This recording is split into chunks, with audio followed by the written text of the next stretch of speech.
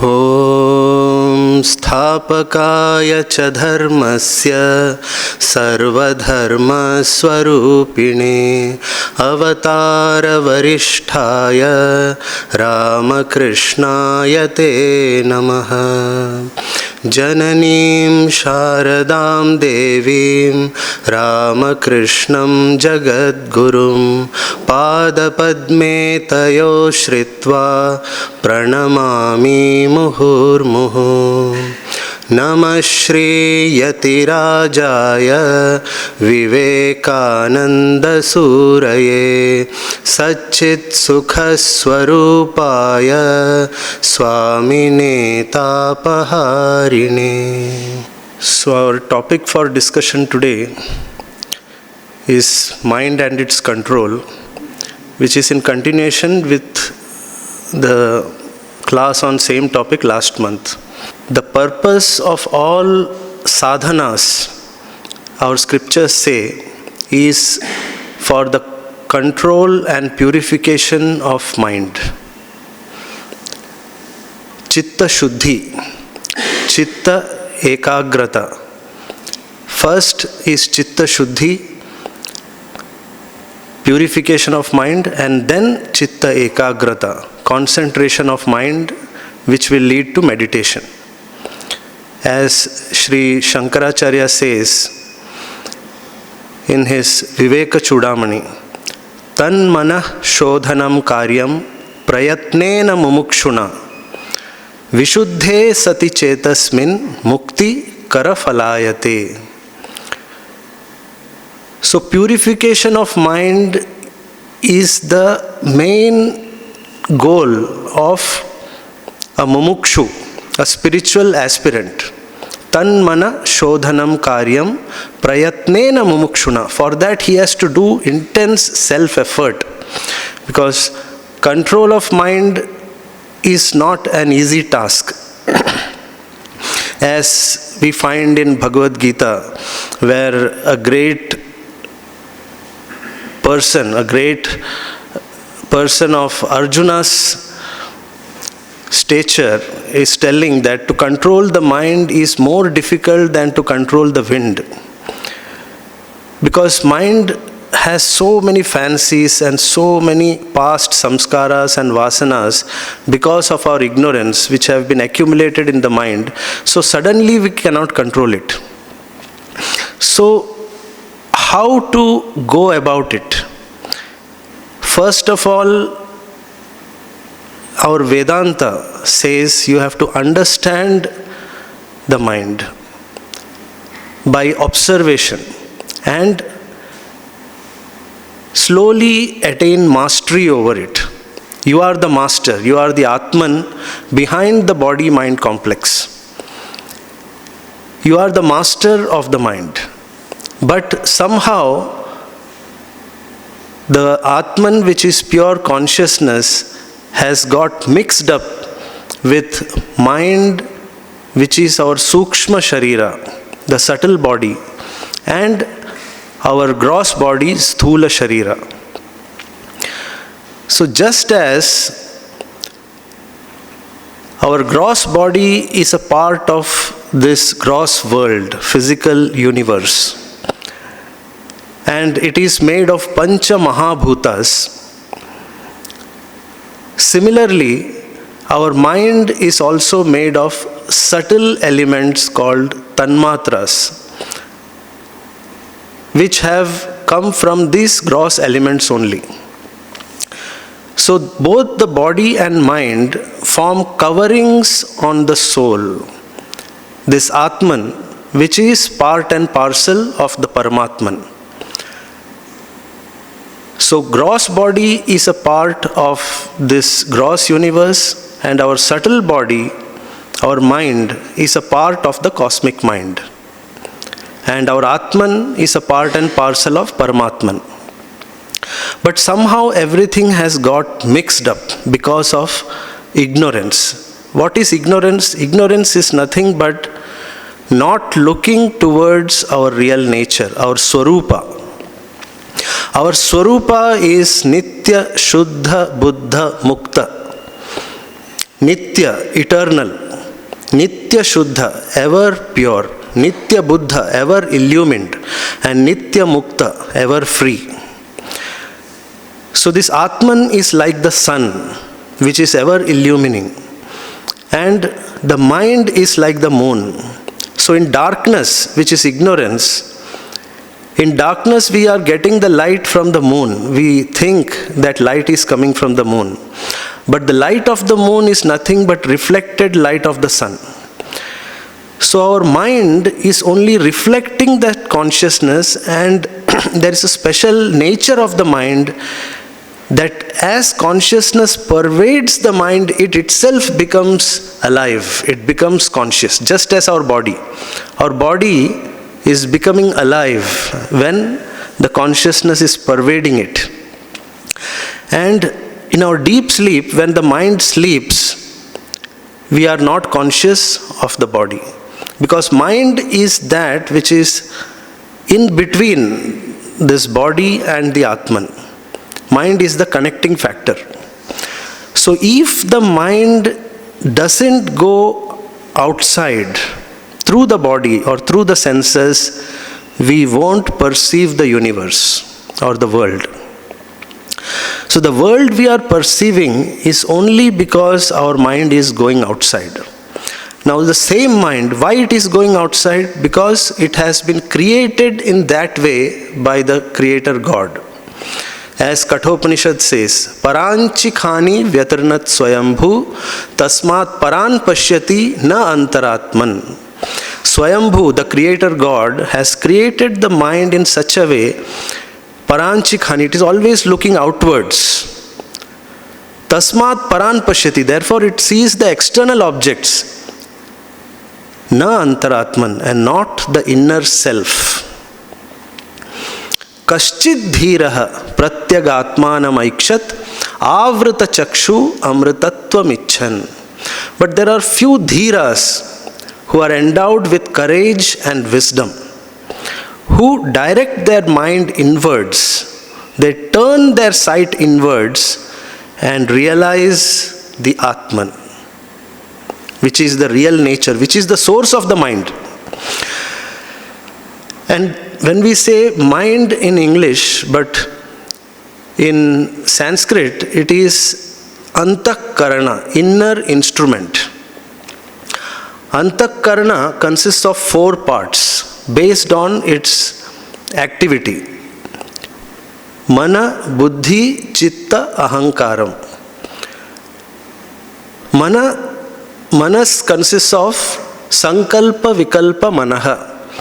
All kinds of thoughts, thought waves that arise in our mind. I want to do this, I want to do that, I will go here, I will go there. Whatever sankalpas we do, or our wrong thoughts, vikalpas also, are part of the mind. And various bhavas, various feelings, imaginations, everything. So they are like thought waves on our antakarana, manas. And buddhi is the discerning faculty and decision maker, nishchayatmika buddhi, which takes decision. Mind consists of various thoughts, but it is the buddhi which decides this is right, this is wrong, this has to be done, this should not be done. So that is buddhi. And chitta is mind stuff, which is also the memory. Whatever we have thought, all our thought, word and deed, as Swami Vivekananda says, every thought, word and deed has a store for you. So whatever we have thought, said or done in our past has been stored in our mind stuff, chitta, which is the unconscious mind.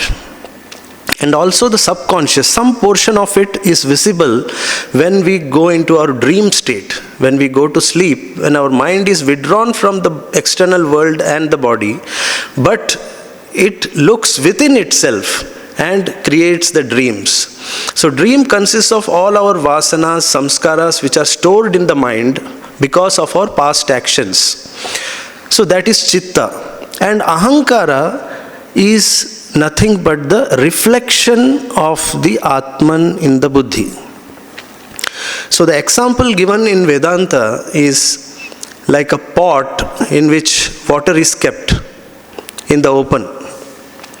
So this pot, clay pot, is like the body, and the water in the pot is like the mind or antakarana. And there is reflection of the sun in the water. So that reflection is the ego, the jiva. Suppose there are so many pots kept.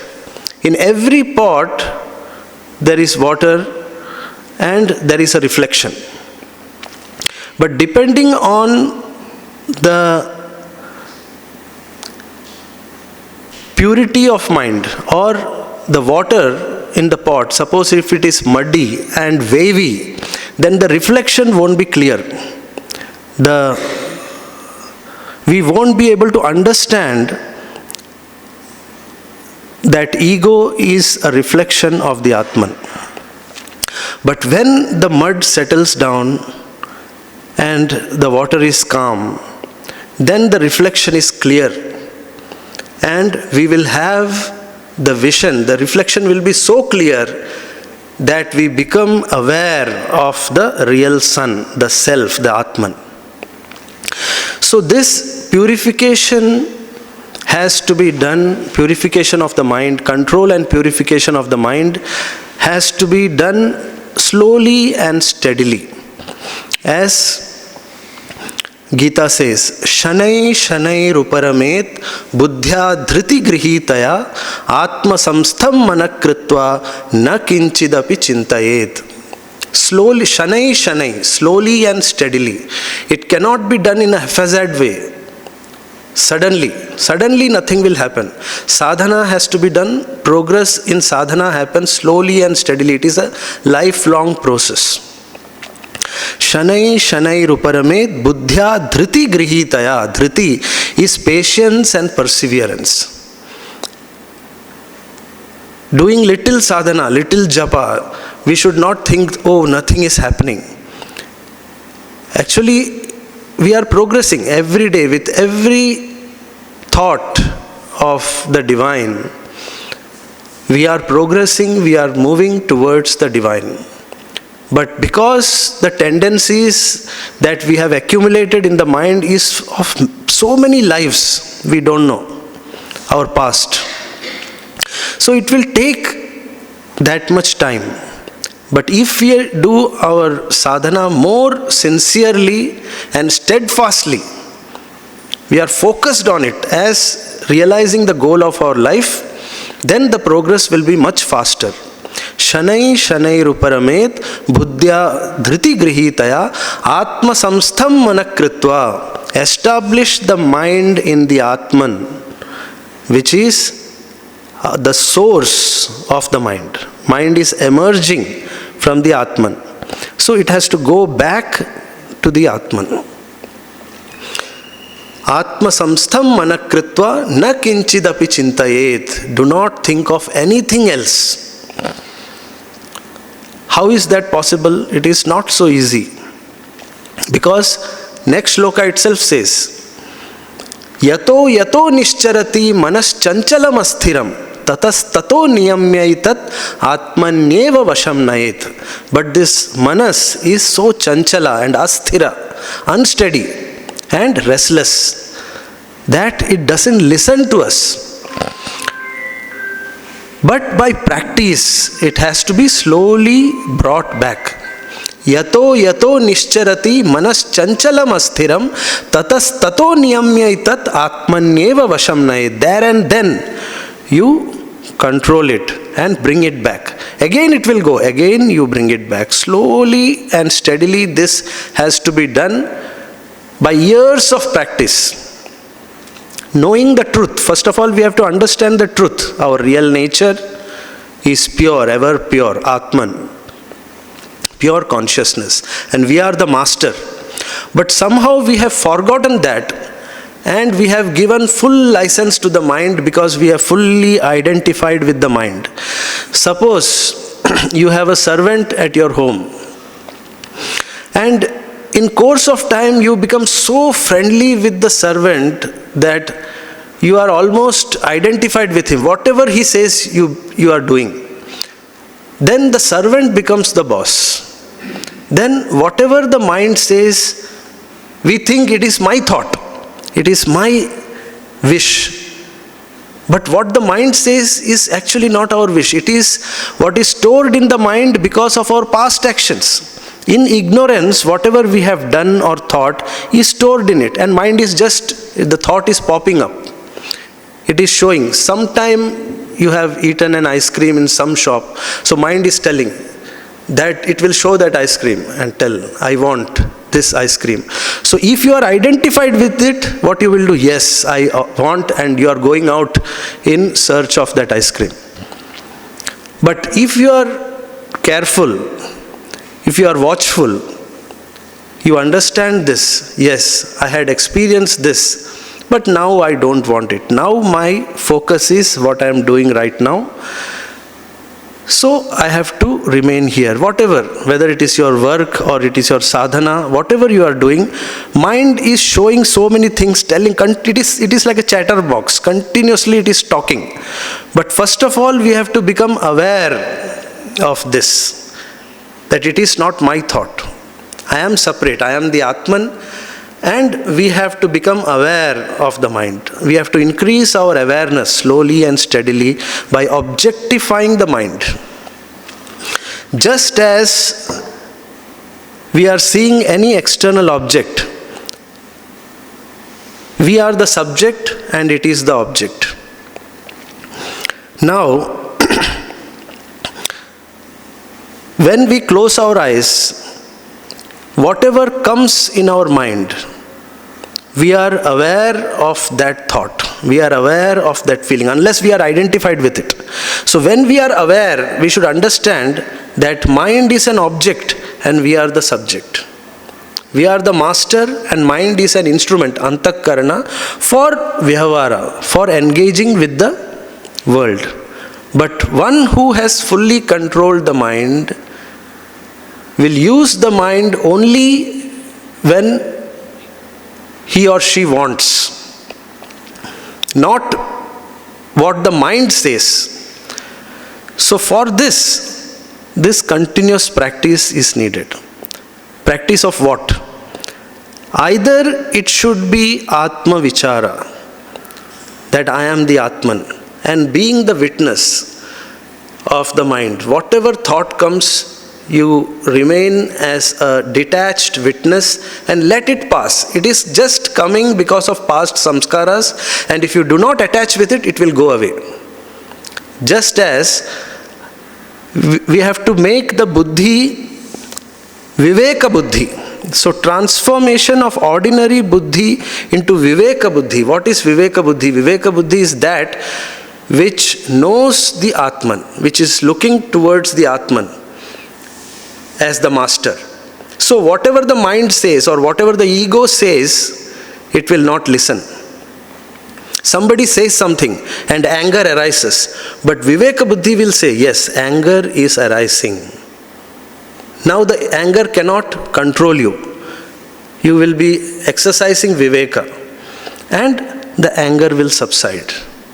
So one who doesn't have Viveka Buddhi, who has not developed Viveka, this anger will take control and there will be instant reaction.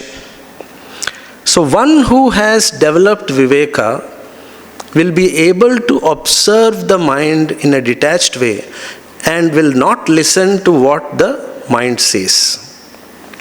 So this detachment and observation, by continuous practice, this has to be developed.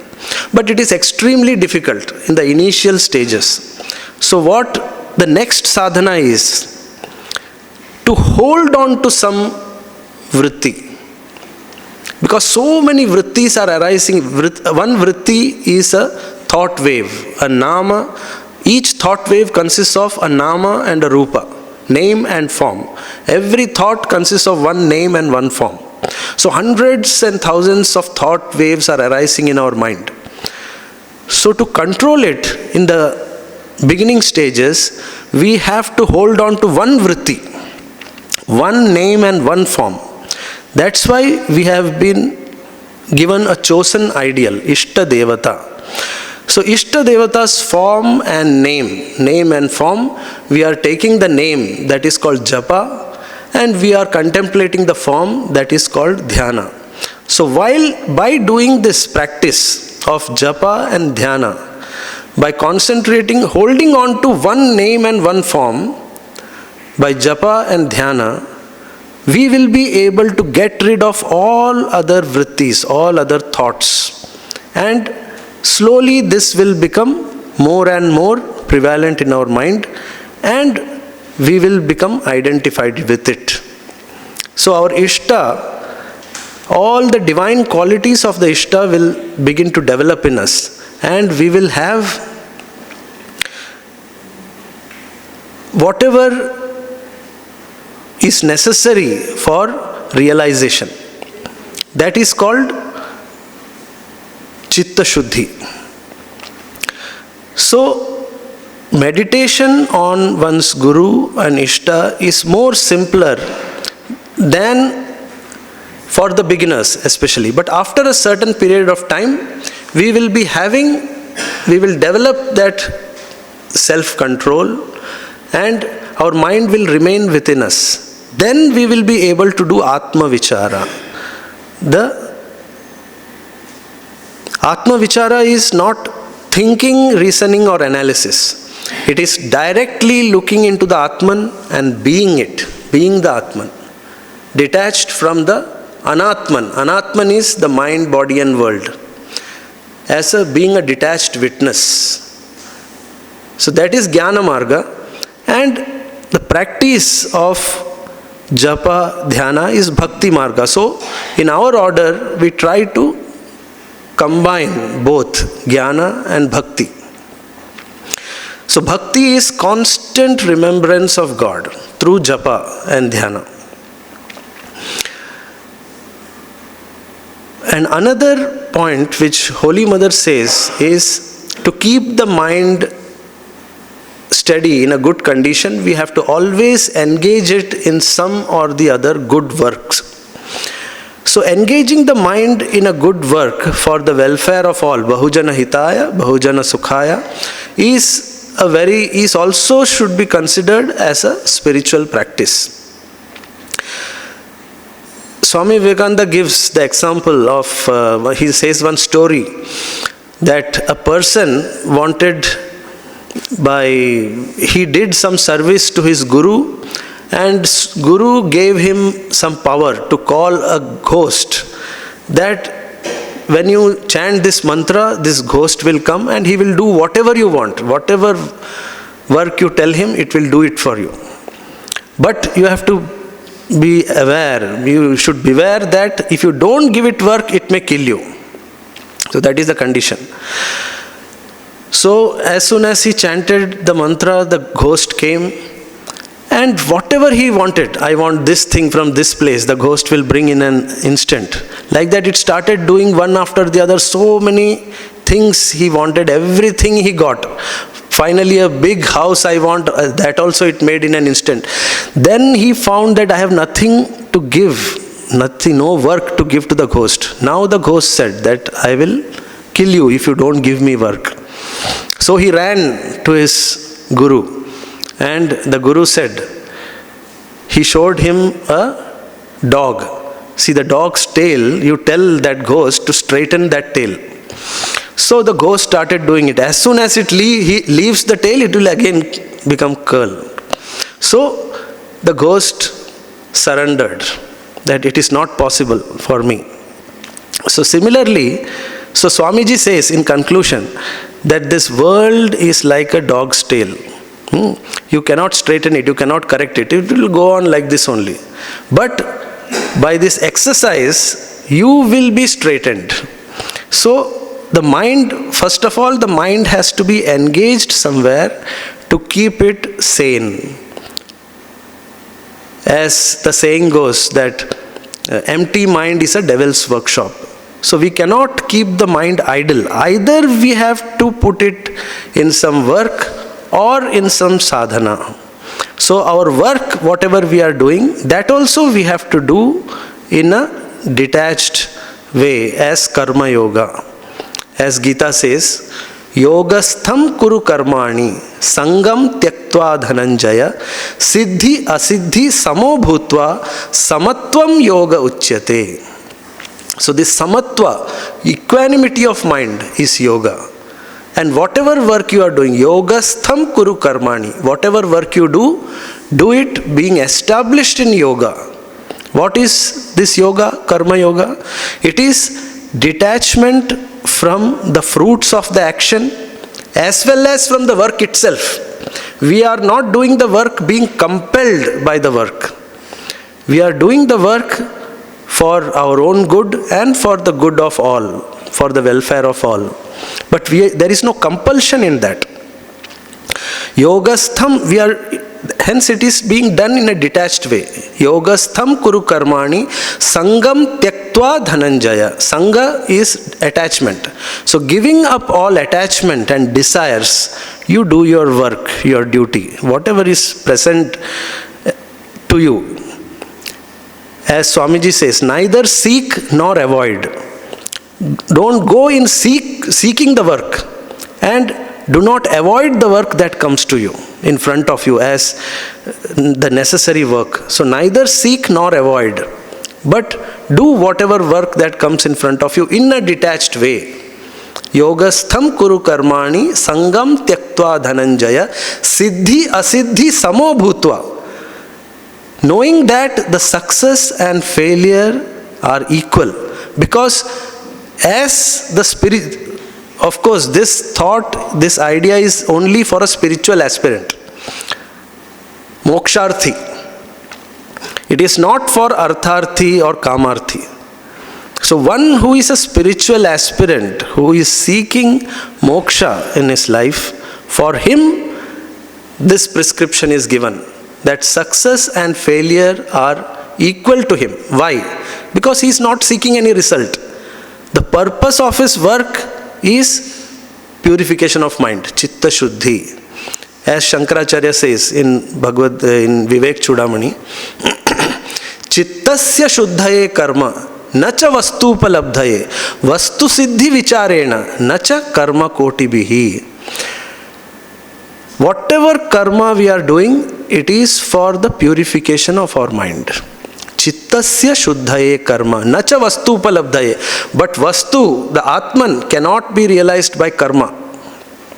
It is realized how? By detachment and sadhana and our Atma Vichara.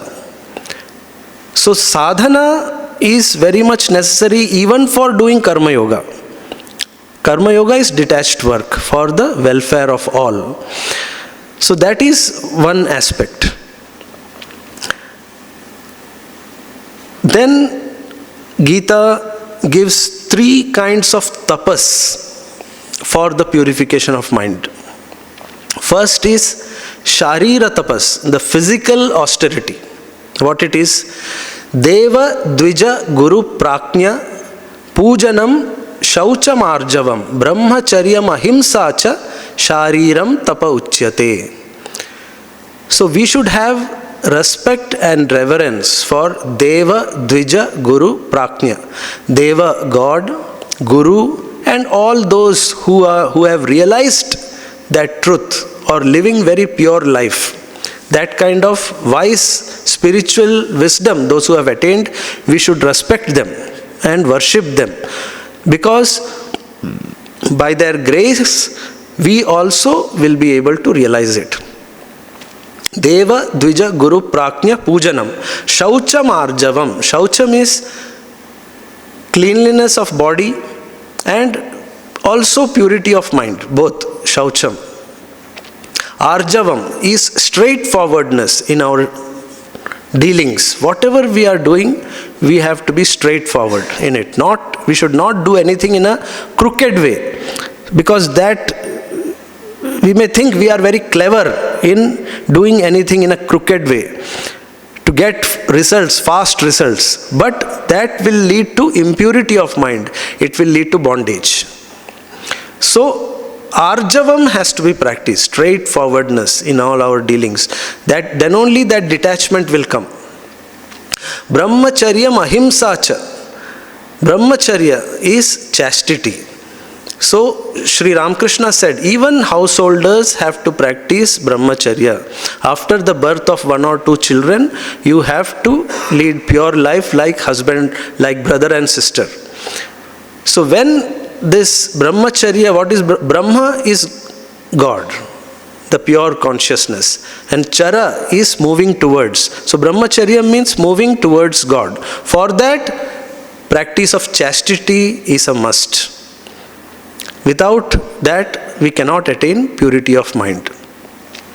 So first of all, for householders, they have to be faithful to their spouse. That is why this grihastha ashrama has been made. Grihastha ashrama. Ashrama is where we are taking ashraya, refuge for practice of dharma. And we are doing shrama, our spiritual practices for realizing God. That is grihastha ashrama. So when we are in grihastha ashrama, we have to be faithful to the family. And we have to practice dharma. Hence in our Hindu culture, wife is called Sahadharmini.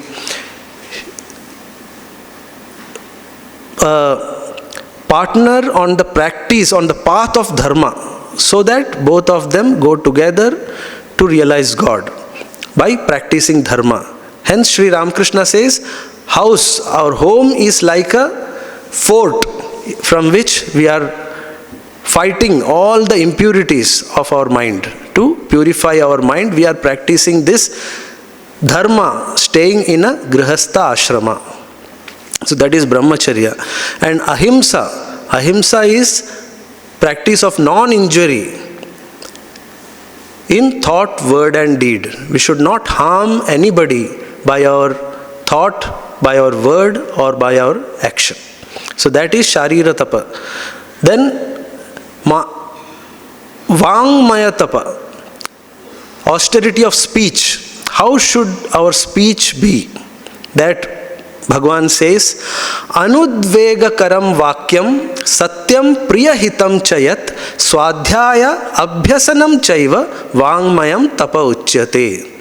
Anudvegakaram vakyam. Whatever we say, our words should not create udvega in others. Means it should not agitate others. And it should be satyam priyahitam. It should be truthful as well as priya. It should be, the other person should like it. It should not agitate him. And it should be for the welfare of them. Hitam. There should be some good that is coming out of your words. So, anudvega karam vakyam satyam priya hitam chayat. Some people, in the name of telling the truth, they will tell it in such a way that it will harm others, injure others, agitate others, cause so much problem in others' lives. So that should be completely avoided. If you cannot speak the truth, the best way is to keep quiet. Remain silent. Don't say such truths which will agitate others and cause problem for others. And Swadhyaya abhyasanam chaiva vangmayam tapa uchyate. Swadhyaya, study of scriptures. And abhyasa. Abhyasa of what? Of japa, our sadhana. Continuous practice. Continuous practice of japa has to be done day and night. It is not a part-time job. So when we are doing one work where we have to fully give our mind, at that time, we have to pray to God that for this time, at least we are not doing japa. But as soon as the work is over, again we have to start. But even while doing work, even when we are not able to do japa, but there should be a background that we are doing this work for the sake of God. Whatever work we are doing, yat yat karma aham karomi tat tat shambho tavaradhanam. Whatever work I am doing is a worship unto Thee, O Lord. So that should be our attitude. So this constant remembrance of God is a must for a spiritual aspirant. Day and night, it should be practiced. Night, how? Even in dream, they say, you have to do japa. Once you begin to do japa in your dream, in a dream japa is going on, it means your mind is purified. Mind is not thinking of anything else. It has been purified. Even in dream, it will think of God alone. So that has to be practiced in the waking state. When in the waking state, we are continuously practicing, continuously in the thought of God, whatever we are doing externally, then our mind begins to slowly gain that bliss from within. Because God is one with our Atman is one with God, Paramatman, and Atman is Ananda Swarupa, Sat Chit Ananda. God as well as our Atman, both are Sat Chit Ananda, existence, consciousness, bliss. And this bliss is not dependent on anything external. It is our real nature. We don't have to get it from external world. Even the happiness or joy that we gain from external world, how it is coming? If we carefully observe, suppose you have a strong desire for an ice cream and your mind is restless and you go to reach that shop and you have got that ice cream, and while eating that ice cream you are feeling so much joy. But is that, of course there is some bliss you are getting from that, but is it coming from the ice cream? If you carefully observe what has happened, your mind was restless. And when that moment, when it is tasting the ice cream, the mind has become silent. Mind has become calm. And when the mind becomes calm, you are experiencing the bliss of your real nature. It was the restlessness of the mind that prevented you from realizing the bliss which is your real nature.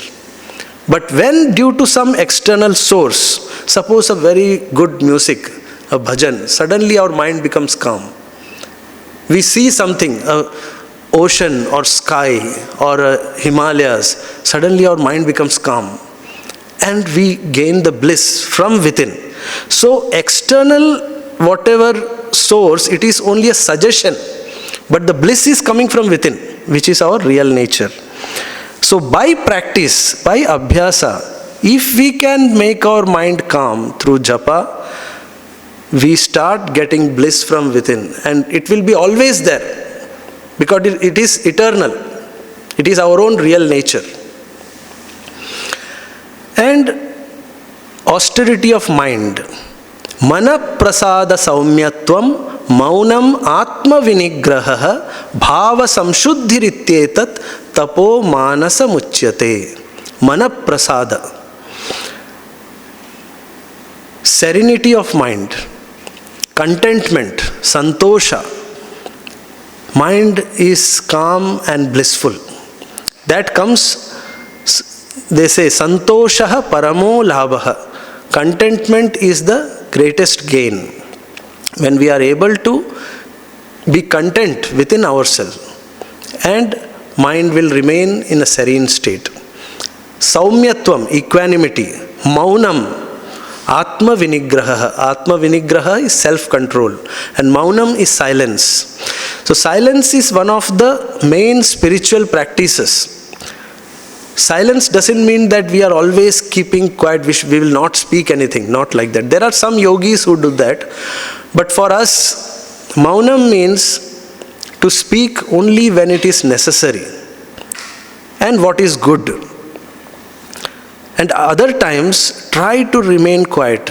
Quiet means not just of quietness of the mouth, but quietness of mind also. When the mind doesn't think unnecessary thoughts. When we are careful, as they say, eternal vigilance is the price for liberty. We have to be always watchful and careful that mind doesn't go after unnecessary thoughts, unnecessary things, desires. it should be controlled with that Viveka Buddhi. Then we attain Bhava Samshuddhi, the purity of mind and honesty of motive, sincerity of purpose. With that, we realize the real goal of our life, the supreme goal of human life, which is self-realization, Atma Bodha. Because once we attain this self-realization, what happens, as Gita says, Yam labdhva chaparam labham manyate nadhikam tatah yasmin sthito na dukkhena gurunapi vichalyate. Once we are established, we gain this Yam labdhva, once we have attained this Atma Bodha, Yam labdhva chaparam labham manyate nadhikam tatah. We realize that there is no other gain greater than this. And yasmin sthito na dukkhena gurunapi vichalyate. No matter the greatest dukkha come, but we won't be agitated. We won't be afflicted. Nothing can affect us, because we realize that sukha and dukkha are only the functions of the mind. Mind is sometimes happy, sometimes unhappy. And body is sometimes healthy, sometimes disease comes, suffering is there.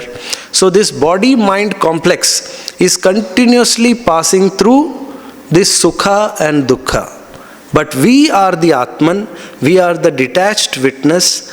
When we practice this detachment, we will always remain blissful. That Ananda will always be there.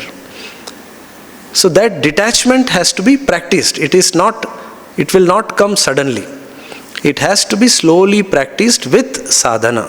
So the main sadhana that is given in our order is japa, dhyana, swadhyaya, study of scriptures, seva, selfless service for suffering humanity or for the good of all. Some selfless service we have to do. Then we have to remain in satsanga. Always try to remain in satsanga with good thoughts, holy company. We should avoid all kinds of kusanga, bad thoughts, bad company. Then practice of the yama and niyama, as we have seen in this Satya, Ahimsa, Brahmacharya, Asteya, Aparigraha, Shaucha, Santosha, Tapas, Swadhyaya, Ishvara, Pranidhana. So these Yama and Niyama is given in the Patanjali Yoga Sutras, and it has been explained in the Bhagavad Gita throughout, how you have to control your mind, how you have to practice sadhana. But we should remember that this is not part-time. It is morning I will do little sadhana, evening I will do little sadhana, and other times I will do whatever I like. I will give full freedom to my mind. No. Then you won't be able to do sadhana also. Unless the mind is under control, even while you are doing work.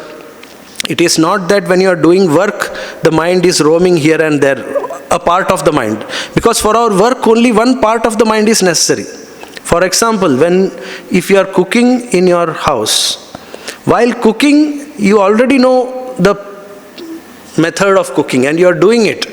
But the mind will be thinking of other things also. That should stop. This unconscious thinking has to stop. So, for that what we have to do? We have to do japa. You do japa while cooking. So, that cooking itself will become a spiritual practice. If you are doing cleaning, if you are cleaning your house, you do japa and do cleaning. So mind is always holding on to God. Constant remembrance is there. This Sri Ramakrishna also says, you have to always hold on to God with both your hands. But when you have work, with one hand you do your work and with one hand you hold on to God. And when the work is over, with both hands you hold on to God. It means whatever work we are doing, if we carefully observe, our whole mind, 100% mind is not necessary. Only we may be using only 10% or 20% of the mind, but we will say we are doing work. so we cannot do sadhana. But while work also, if that work is mechanical, with other part of the mind we can do japa. We can think of God. And with that japa, whatever work we are doing, that work itself becomes worship. So we are not disconnected with God any time in the day. When we are walking, when we are walking on the street, we need not look here and there. We have to look in front, and japa has to go on within. So focus should be always, that remembrance has to be there. If we are a spiritual aspirant, if we want to realize God in this life, then this practice, constant remembrance, unceasing prayer. There should not be any gap. Throughout the day it has to be practiced. And by this continuous practice, initially we are doing it with effort. So much effort we are putting. But as Sri Ramakrishna says, while you have to go inside the sea, lot of waves will come. But as you struggle with the waves and finally you go inside, then it will be calm. So in the initial period, lot of effort is necessary. But afterwards, the mind becomes our slave. Mind becomes our friend. And it starts it gets that bliss from this spiritual practice itself. In japa, it is called name ruchi. It gets the taste in the name of God. So thinking of God will be the most blissful thing in your life. Nothing else. No other thing or person can give you the bliss which is already present within yourself, which is our real nature. Because God is always sitting in our heart. Ishvara sarva bhutanam hriddeshe Arjuna tishtati. God is residing in the heart of all beings, so Arjuna. So you have to just look within. You have to become aware of that. And you will realize it in course of time. Om Niranjanam Nityam Anantarupam Bhaktanukampa Dhrita Vigraham Vai Ishavataram Paramesha Medyam Tam Ramakrishnam Shirasa Namamaha.